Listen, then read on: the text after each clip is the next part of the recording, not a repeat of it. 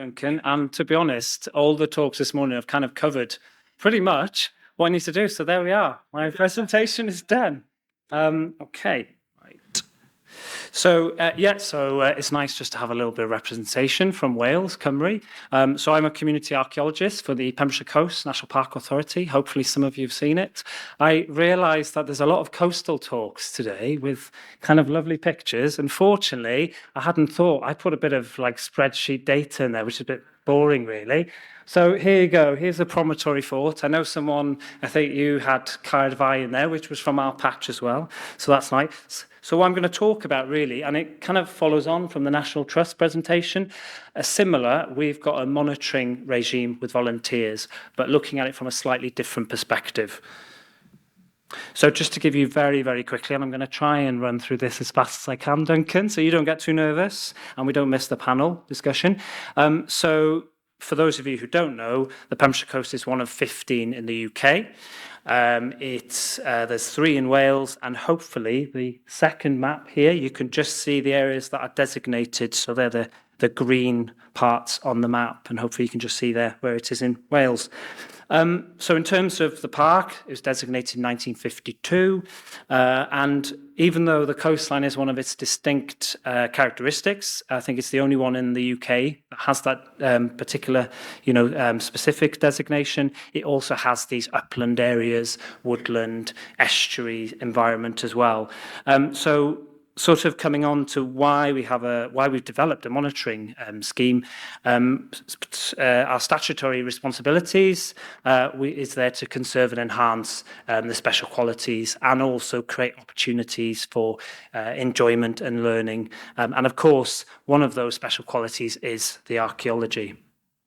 So hopefully you can see visually there on your I'm trying to work out now which side we're on now. On your left, you can hopefully see lots of spots on the screen which represent or kind of mirrors that designation. Essentially, that's all the historic environment records we currently have for the national park area. There's about 11,000. Of course, as you'll know, that will continue to grow as we get research and excavations, etc., and new discoveries. But it just highlights. And in terms of the archaeological record, it dates from the late Paleolithic all the way up to very, the modern kind of archaeology, particularly World War II type stuff. And then kind of drilling that down a bit more, we've got the scheduled monuments. Hopefully, it's really difficult to find a colour that works to highlight these designations, but hopefully, for those at the back, apologies, you can just about see these kind of yellow spots on the screen, and they represent the scheduled monuments in the national park. And there's just under 300. There's 287. Probably a really key point, and kind of a bit different from National Trust. National parks don't tend to own that much land in the designated landscapes. And so what that means is that obviously is a factor when we're thinking about developing these monitoring regimes and thinking of some of the points that have already been raised around public accessibility. It's interesting that national parks in the UK are a bit different from other parts of the world, where they tend to be more about wildlife, nature, and people don't tend to live in them, but they're very much community-based in the UK. So thinking about practicalities, I showed you there were over 11,000 records. Clearly, it would be really difficult for us to develop a monitoring regime where we're monitoring all those sites, not only because of the number, but also because of just management. In the park, there is myself as the archaeologist, and then I have the support of colleagues in other teams to help with some of the work we can help do on these sites. So we decided to be kind of pragmatic and look at scheduled monuments. And again, thinking about the public accessibility, we decided to think about just those that are accessible. So that brings us down to about half of all scheduled monuments in the national park that we were able to include in the scheme. And in terms of what we can do, in some cases we can actually carry out the work ourselves, but in a lot of cases it's a case of referring it to people like the National Trust and other landowners, or referring it to CADU, or it might be heritage crime related and we might refer it to the police.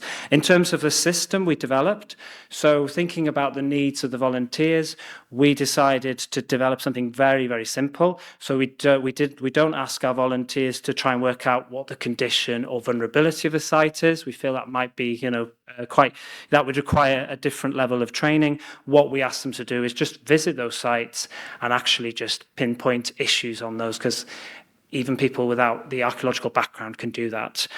So in terms of when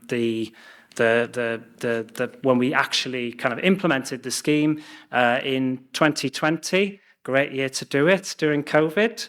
But by this point, this was sort of towards the sort of summer period, we'd already kind of got used to doing things virtually.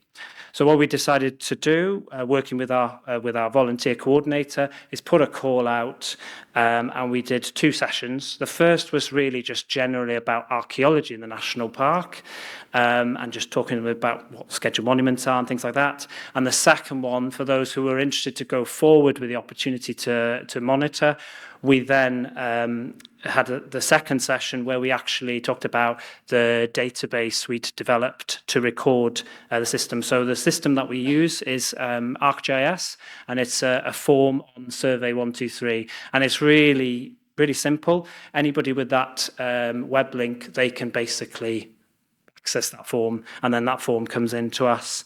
So we tried to keep it simple. In terms of training, so some of our volunteers, a bit like National Trust mentioned, they do lots of other activities for the National Park, and they also volunteer for people like National Trust, and the HENEB as well is the other one that they volunteer for. So lots of them are already experienced with the archaeology. So for a number of those who came forward and we recruited, they were quite happy to go ahead, start visiting those sites and highlighting those issues and submitting the information. For others, COVID allowing, in the autumn, we did some one-to-one training, small group training with some of them. And actually, a bit like you mentioned, some of those sites are difficult to find. So we were both kind of scrambling around trying to find them. Just very quickly, just to show you sort of the process that's been developed, and just kind of to highlight the reason that we've developed this, and I know lots of other organisations might do something similarly, is to help us in terms of our statutory purpose. So we're trying to improve the condition of monuments, but we want something a bit pragmatic. So we don't want something, for example, CADU will go and do their monitoring every 5 or 10 years. In some cases, some of those haven't been visited for about 20 years. But what I need is data that's coming in all the time, so we can actually highlight what the issues are, and then using our resources we can target that. Again, the elephant in the room is the undesignated monuments, but there's just too many of them, so we'll stick with the ones we've got for the time being. So in terms of the process, so they'll visit the monument, they'll fill in the form. They don't have to do it while they're on site. They can just do notes, take photos. That comes into us through the ArcGIS system. I'm sure some of you are familiar with that system that we're using. If there's issues, I'll then assess those issues. We'll produce an action plan. If not, it's essentially a case of no issues, but just carry on visiting them, and we will decide based on the site how much that needs to happen. It might be once a year, it might be 4 times a year, it might be that there's periods where we have lots of people visiting sites, so we might decide actually we need to visit in the summer. So those ones will pretty much go back to number 1 there, so they're just going to visit again, and we would say that monument is fairly stable. For the others, where we can, we will carry out work ourselves, we'll do it in partnership with landowners, or we will refer that to others. It's worth highlighting, in some cases we can't deal with the issues, things like coastal erosion, so what we'll do with things like that is we will do drone surveys and we'll do a baseline. In some cases, some other organisations might be doing excavations, so we might support them to do that. I might come out and help. I do actually do some work from time to time, not just tell other people to do it. So just in terms of the number of visits we've had since 2020, we've had about 500, and this is from about 17 volunteers. And a bit like the National Trust said, we've built that relationship with those who are doing it. Some of them have had to kind of give up that responsibility, and that's just because of personal circumstances. It's not necessarily because they don't like doing the monitoring anymore, or they've got demands from other teams in terms of what they're doing. But it's really great. We've got 500 visits, and that's for repeat visits, and that information is really vital. We've started sharing that now with CADU, and we share it with the National Trust, and we work in partnership with landowners to carry out some work. So I know that National Trust kind of highlighted, I've done a little bit similar. Mine is the opposite way around, actually. But it just highlights, and I noticed on the National Trust one, basically you're picking up the same as us. So you might be in a different region, but vegetation is the biggest one. And you can see there how substantial it is. So most of my time in the autumn, winter is working with volunteers to carry out scrub clearance. And actually, interestingly, I do feel like we're doing the same presentation here. Those volunteers who monitor, they get the opportunity to actually carry out the work. So they're getting that full circle. But just some of the other key ones, coastal erosion, hopefully you can see. I've bundled, we do have categories for other types of erosion, but for this case, I've just bundled them up. And the other one, which is really good that we're picking up, is heritage crime. And that's allowing us to pick out, okay, where are these issues happening? And we can target, we can refer them to the police, they may patrol, but we can try to deal with those issues. And those are just some lovely examples of some of the issues we've come up with, through this scheme. Hopefully the top one is Japanese knotweed. We have got some of it. It's very limited.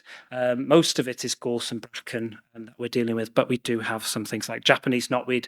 Again, like some of the other talks, some of the other examples there. And of course, we've got things like antisocial behaviour. And the thing to highlight about heritage crime is it's quite complex. This is not necessarily targeting the historic asset itself.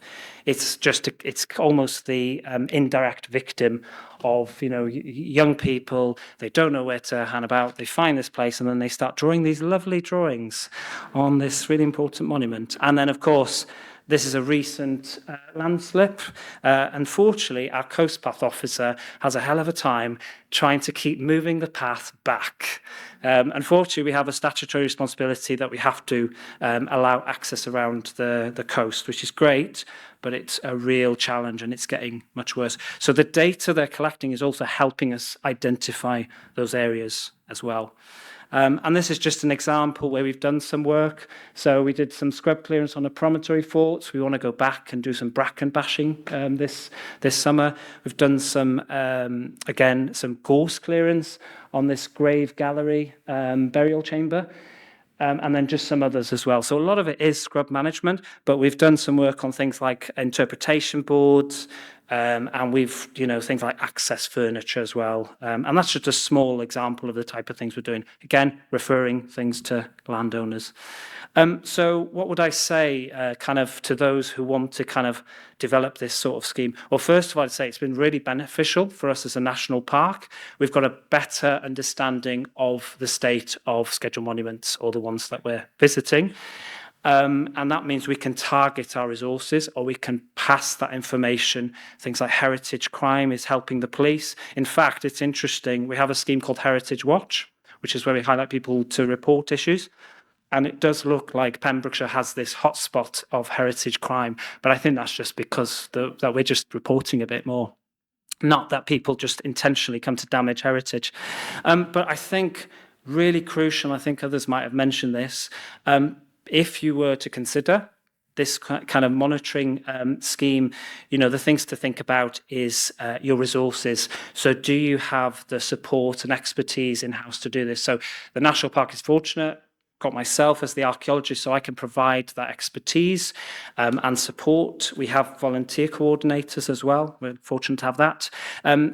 The key one, and I think this goes back to what someone mentioned earlier, I think it was your presentation earlier this morning, around we've got to think about what the volunteers want out of this. But I think it's also key that we think about what we as organisations need out of this. Because I think for the volunteers, it's also important that they see a purpose in that data. So if we're just creating a scheme just for the sake of a scheme, that will probably undermine, their sense of satisfaction. Data management, what sort of system? Costs, of course, things like, if your volunteers are travelling, being able to cover that, and investment time. And I think also sort of managing that volunteer expectation. And that comes back to things like I've had people contact me and ask, could we just roll this out as a general public thing? But you've got to think then you're going to get all this data back. So you've got to kind of think, how many volunteers can you actually cope with as well? We do other schemes. So we are constantly trying to broaden the accessibility, but it is a challenge for us as well. We tend to attract the same type of volunteers. But saying that, that's a positive thing, that we're still engaging with, this group. We shouldn't just think about other groups at the sake of, the people that have all, are already engaging with us. And then the final point, which I think someone's mentioned, is long-term sustainability. So in our case, this is quite a low-key, low-resource, once you've set it up, system. We've got someone in place who can help with that expertise, but it's definitely something you've got to think about, that sustainability. Not that you set it up as part of a project and then it kind of just falls apart after that comes to an end. Sorry if I've gone over there, but thank you very much.